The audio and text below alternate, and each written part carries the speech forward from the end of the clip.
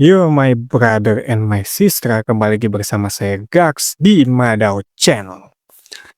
Ya, kali ini saya akan membahas sesuatu yang pastinya kalian sudah melihat di thumbnail ya. Ya, tepat sekali pembahasan kali ini kita akan membahas soal ya banyaknya orang-orang yang berinvestasi di kripto dan yang lain-lainnya ya. Tapi saya bukan ahli kripto, saya bukan ahli keuangan gitu ya.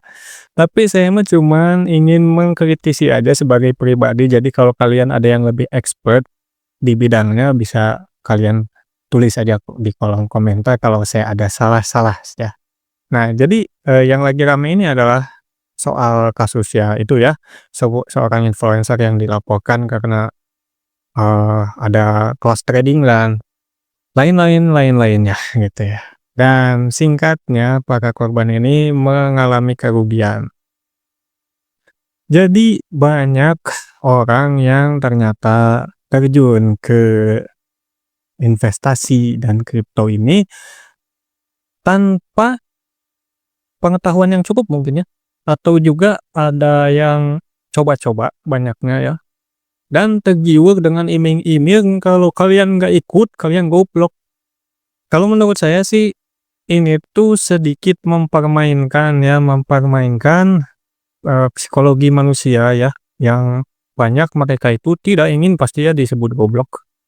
Jadi banyaknya itu, mereka itu memberitahu atau menuntun dalam tanda kutip ya, itu menuntun bukannya mengajari orang-orang untuk melakukan investasi tanpa mereka mengetahui investasi itu apa sebelumnya.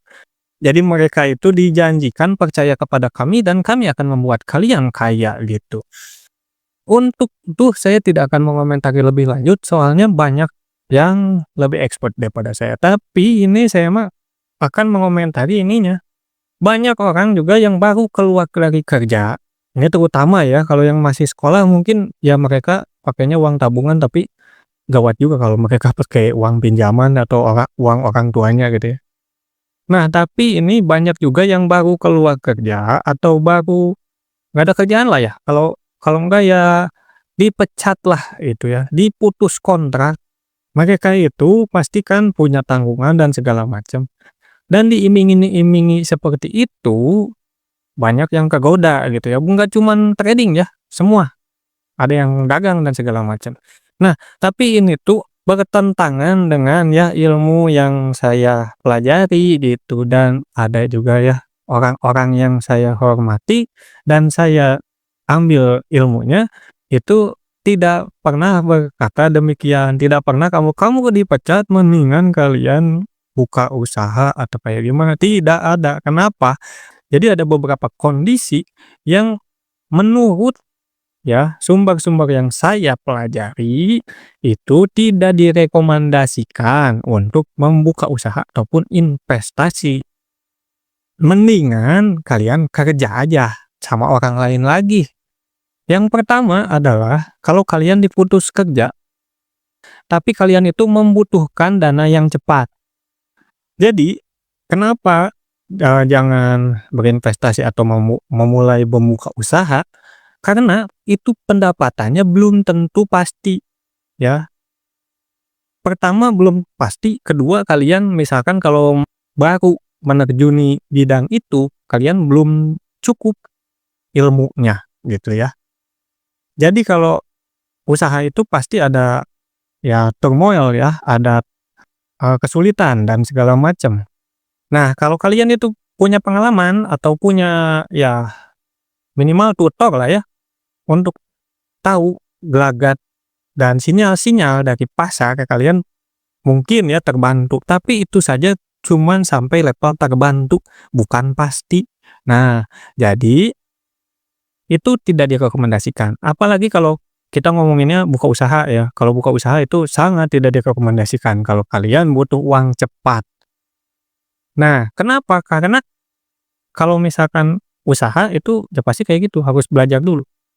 Kalau investasi sama, karena investasi itu kalau menurut ini mah ya, menurut pemahaman saya atau sumber-sumber yang saya baca itu kan ada 3 tuh, ada 3, ada rendah resiko, ada medium resiko, ada yang tinggi resiko. Semakin tinggi resiko, semakin banyak yang kalian dapatkan. Nah, jadi jangan sampai kegoda nih. Ada juga yang bilang, ada yang, "Ini resikonya rendah tapi keuntungannya tinggi." Oh iya, mungkin kalian bisa menemukan berlian di bawah kasur caranya gitu mah. Oleh karena itu, untuk orang yang baru keluar dari pekerjaannya, tidak direkomendasikan. Yang kedua yang kedua itu adalah kalian itu tidak mempunyai kesabaran. Feeling-nya kurang kuat. Jadi orang yang bilang, "Ah, asal usaha we dulu," gitu, "cobain dulu, kalau udah mulai mah nggak tahu kita teh bakalan sukses atau enggak." Nah itu, kalau kalian orang yang seperti itu, sebenarnya mendingan cari partner yang megang kuasanya lah gitu ya, yang punya kontrol, bisa mengontrol kalian dan mempunyai sense yang lebih atas, sinyal-sinyal pasar dan lain sebagainya, gitu ya. Kenapa? Karena untuk berinvestasi ini ya, banyaknya orang nggak sabar kan. Kenapa? Karena misalkan kalian pakai yang resiko rendah. Nah, resiko rendah itu biasanya keuntungannya kecil, fixed rate ya, dari surat utang negara dan segala macam lah ya, atau dari deposito. Nah, itu tuh kan kecil. Tapi resikonya kecil juga. Tapi bukan berarti tidak ada resiko, ada resikonya. Tapi ya kecil. Pendapatan yang kalian dapat dengan modal kecil juga nggak akan kerasa gitu. Nah, kalau orang yang nggak sabar biasanya jatuhnya sama investasi bodong, gitu. Nah, itu jadi harus punya kesabaran dan sense ya. Jadi progresnya ya yang harus kalian itu perhatikan gitu kan. Itu mah bukan hitungan sehari 2 hari, Bung, itu biasanya berbulan-bulan, dan kalau kalian bisa lihat apakah usaha itu yang berjalan aja, apakah itu menguntungkan atau enggak, itu bisa kelihatannya beberapa tahun ke depan, bukan saat itu langsung tahu gitu. Yang ketiga ini ya, yang paling penting ini mah, yang terjadi banyak orang-orang, "Ah, buat apa sekolah, buat apa itu." Nah, sekolah itu penting, minimal lah sampai tingkat menengah ya, sekolah menengah. Nah, itu harus selesai. Kenapa? Saya adalah di pihak orang yang tidak percaya bahwa kurikulum kita itu, udah sempurna untuk meningkatkan, daya berpikir dan kualitas orang Indonesia gitu. Tapi saya percaya bahwa sekolah itu bisa menjadi sarana, minimal ya, bisa menjadi sarana untuk membentuk manusia yang siap untuk menghadapi realita, gitu, realita, dunia, dan bisa bekerjalah gitu ya. Kalau kita udah tahu bisa menyatu dengan dunianya, kita pasti bisa bekerja gitu. Dalam artian informal atau juga formal juga sama aja, dibutuhkan etika. Jadi untuk sekolah itu yang dipentingkan itu menurut saya mah ya etika. Kalau kalian belum menyelesaikan pendidikan menengah, mendingan selesaikan dulu akademis yang kalian, bisa gitu ya, yang kalian sanggup secara material ataupun juga secara kapasitas otak kalian.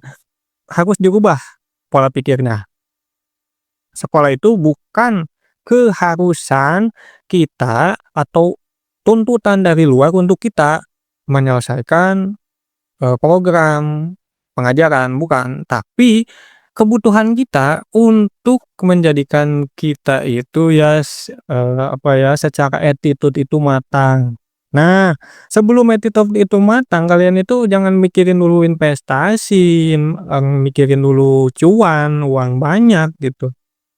Karena ini menurut sumber-sumber yang saya baca ya, ini mah ya, kalian bisa cari sendiri, yang namanya kaya miskin itu nggak ada secara definitif udah cacat, gitu ya.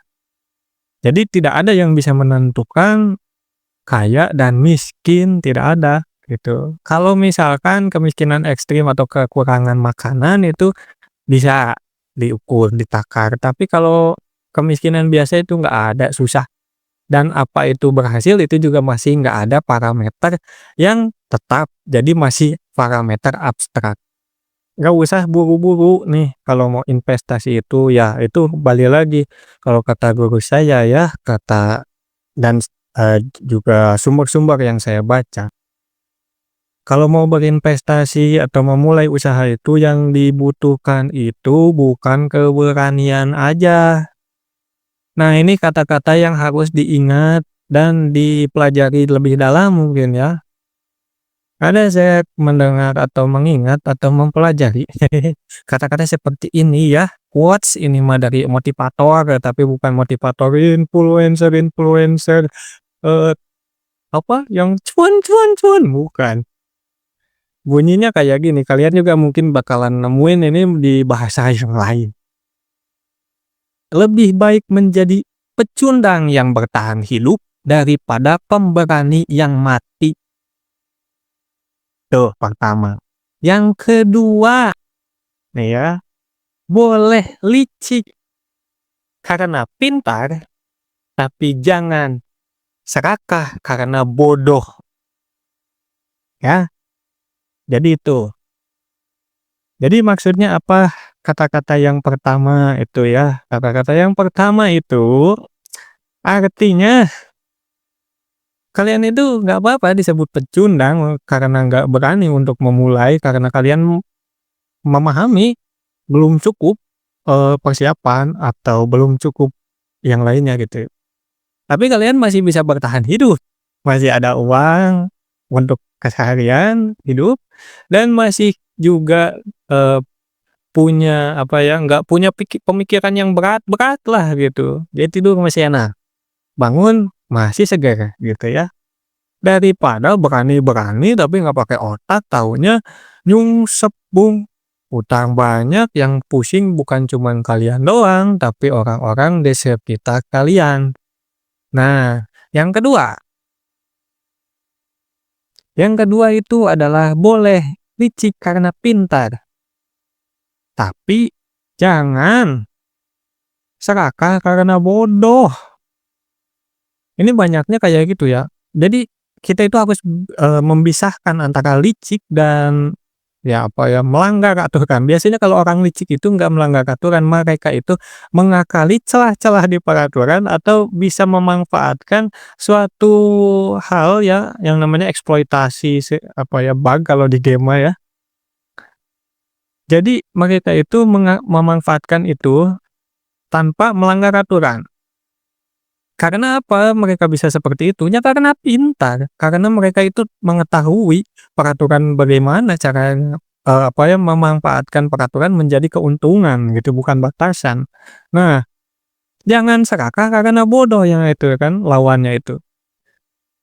Kenapa jangan serakah karena bodoh? Karena itu, karena mereka itu cuman memikirkan cuan cuan cuan, kelipatan kelipatan kelipatan, tapi tidak mau mempelajarinya. Resikonya atau apa-apanya gitu kan, yang taunya ini cuan cepet gitu kan, langsung nafsu yang keluar, bukan pemikiran, bukan pikiran gitu, bukan logika. Nah mungkin jadi segitu aja dari saya ya. Terima kasih sudah menonton sampai, menit ini, dan jangan lupa like, comment, and subscribe. Udah lama ya saya nggak upload ini. Hidup di Indonesia setiap setiap hari pasti ada keresahan. Ya terima kasih, dah.